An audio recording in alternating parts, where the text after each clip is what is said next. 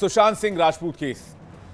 CBI ने 4 साल 6 महीने 15 दिन के बाद आखिरकार क्लोजर रिपोर्ट फाइल कर दी, जिसमें कई ऐसी बातें हैं जो उनके फैंस को अच्छी नहीं लगी हैं, क्योंकि सीबीआई ने अपनी क्लोजर रिपोर्ट में मर्डर की बात से इनकार कर दिया है और इसे एक आत्महत्या माना है। सीबीआई ने अपनी क्लोजर रिपोर्ट में सबसे बड़ी राहत रिया चक्रवर्ती को दी, जिन पर पैसे की धोखाधड़ी, सुसाइड के लिए उकसाने समेत कई आरोप लगे थे और रिया चक्रवर्ती को जेल तक जाना पड़ा था। लेकिन अब सीबीआई ने अपनी क्लोजर रिपोर्ट में जोर देकर कहा है कि सुशांत सिंह राजपूत ने आत्महत्या की थी, हत्या का कोई सबूत नहीं मिला है।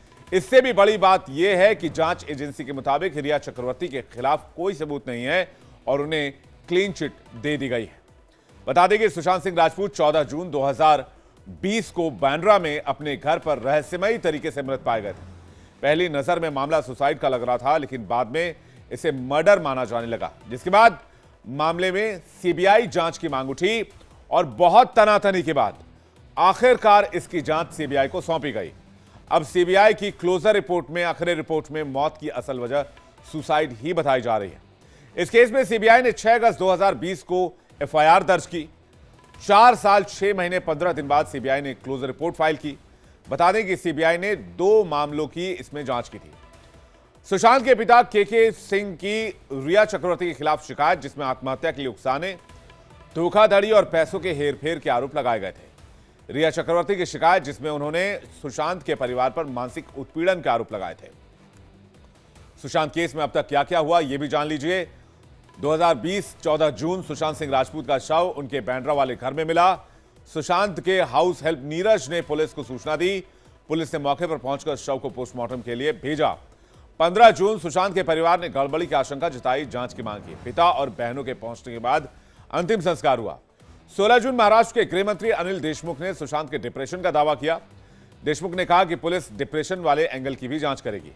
18 जून सुशांत सुसाइड केस में मुंबई पुलिस ने रिया चक्रवर्ती का स्टेटमेंट रिकॉर्ड किया। 19 जून सोशल मीडिया पर सुशांत की मौत को लेकर बहस चल पड़ी। फिल्म इंडस्ट्री में नेपोटिज्म का मुद्दा भी लगातार निकाला गया। 28 जुलाई को 2020 को सुशांत के पिता के सिंह ने पटना में रिया चक्रवर्ती के खिलाफ शिकायत दर्ज कराई। धोखाधड़ी, पैसे के हेरफेर, सुसाइड के लिए उकसाने के आरोप लगाए। इसी साल 6 अगस्त में सुशांत सिंह राजपूत सुसाइड केस को सीबीआई को ट्रांसफर कर दिया गया और इसी दिन सीबीआई ने एफआईआर दर्ज की। 18 अगस्त मनी लॉन्ड्रिंग मामले में ईडी ने सुशांत के पर्सनल स्टाफ से पूछताछ की। 27 अगस्त को एनसीबी ने रिया चक्रवर्ती और अन्य के खिलाफ ड्रग डीलिंग का केस दर्ज किया।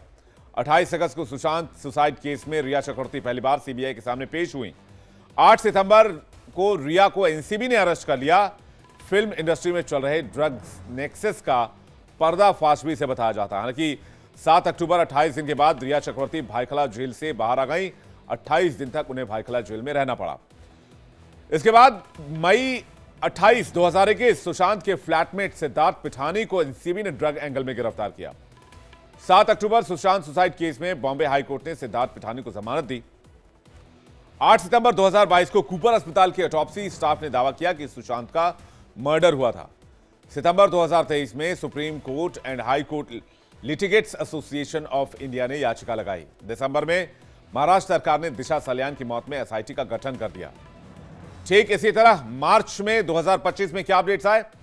सुशांत सिंह राजपूत केस में सीबीआई ने अब क्लोजर रिपोर्ट दाखिल कर दी है। सीबीआई को आत्महत्या के लिए उकसाने का कोई सबूत नहीं मिला है। सुशांत की मौत से कुछ दिन पहले ही 8 जून 2020 को उनकी मैनेजर दिशा सल्यान की मौत मुंबई के मलाड स्थित बिल्डिंग की 14वीं मंजिल से गिरने के दौरान हुई थी।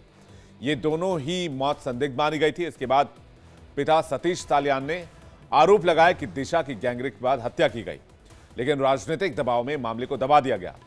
शुरुआत में दिशा के पिता को मुंबई पुलिस की जांच पर भरोसा था, लेकिन बाद में उन्हें लगा कि यह केवल कवर अप ऑपरेशन था। इसके बाद 20 मार्च 2025 को सतीश साल्यान ने बेटी की मौत की नए सिरे से जांच को लेकर बॉम्बे हाईकोर्ट में याचिका दायर की। उन्होंने शिवसेना यूबीडी नेता आदित्य ठाकरे के खिलाफ एफआईआर दर्ज करने और मामले की जांच को सीबीआई को सौंपने की मांग की है।